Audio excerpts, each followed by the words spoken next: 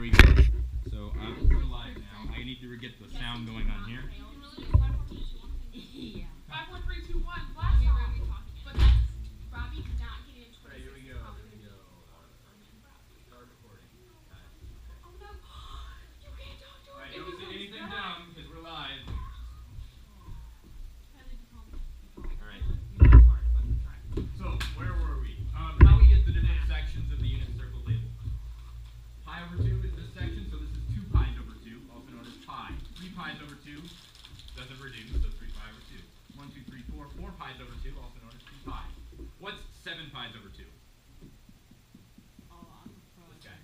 7 pi's over 2. Yes? No? Confirm? How does that reduce? It can't be 7 pi's over 2. So if you just do 3 pies, you go back to the half. Well, wait a minute. It can't be possible, right? Yeah. No, it can't. It's totally right. Stop that. Count the numbers of pi's over 2. This is 1 pi over 2, 2 pi's over 2, 3 pi's over 2, 4 pi's over 2, 5 pi's over 2, 6 pi's over 2, 7 pi's over 2. But that doesn't reduce. It doesn't.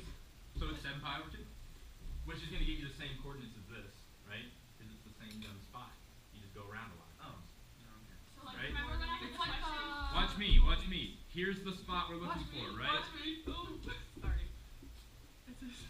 Repressed memories. Okay, so doesn't matter how many times I go around. If I stop, that's the coordinate, right? Yeah. This is where I am. It's my coordinate. Coordinate is a location on a grid, right? Cool. All right, so that makes sense. 3 pi over 2. Sine of 3 pi over 2 is what? According to our unit circle that we derived ourselves. It's negative 1. Marker. It's negative 1 because y is what we look at when we're talking about sine. So we're going to mark negative 1 on our y-axis. And there we are. What's 2 pi? Sine of 2 pi. Well, we go around through here. 0. Make sure you curve this. I won't mark it wrong if you do. Okay? But it is a wave. It's got curves to it. You missed Okay? the dot. I did not miss a dot. No, you did. You did not get that. Oh wow. It's Oh, really bad. oh, oh. Close enough. It's okay. Now it's disproportionate. Let's plug in negative pi over 2. For those of you watching at home. This is my, mostly my 5th hour class, your 2nd hour. 5th hour we love, but we also hate. Oh wait, they 2nd can hour see you. we hate, but we also love. All right. Wait, what? Your class is not loved. Wait, my Hey class guys, is watching better at than home, their you want a class. butter No, cookie? probably not. Alright, back up here, okay? Let's plug in negative pi over 2 of sine. Where's negative pi over 2 on here? It's here. A negative angle. This is positive direction. This is negative direction. So we go negative pi over 2. We end up here. Again, if we're starting in a spot, right, and we move to it, that's our coordinate. Doesn't matter how we got there, if we went the positive way or the negative way, right? That was. You Wait, still get just there. went the Perspective is fine. Negative pi over 2 is here. What's our y coordinate here? Negative 1. Let's plug in negative pi. Sine of negative pi. Negative pi. Y coordinate is 0. If you notice, negative pi is the same thing as regular pi. Just like 180 degrees counterclockwise, the same thing as 180 degrees clockwise. Negative 3 pi over 2.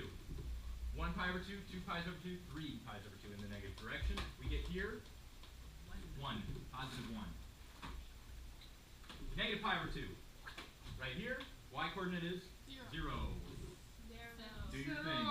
Squid. 2 squids. Now it's nice because this side reflects onto this side. It doesn't always happen that way. 99% of the time it does. However, you should check all your points. Until you see a definitive pattern going on both sides of the y-axis, don't just fill stuff in and make stuff up. Also, you have to label your axes. Unless we're talking about tangent and cotangent, because they go infinitely up, right? You don't need y-axis labels. But you have to label these guys, no matter what. I don't want to see your answer for this guy to be this. That doesn't tell me anything other than, oh, it's probably sine, or it could be cosine moved over. I don't know, right? When would it not work? Is that work 99%? 99% of the time. Okay, so sometimes there's a way, if you add a bunch of stuff on there, remember the junk, when things get weird, you get lost, right? That junk sometimes can screw that out. Absolute values and weird things. I have Okay? a question because I understand like when you add like the B and the C. We'll get to that later. These are valid questions. I just want to get to the basics first. Do we understand how to graph basic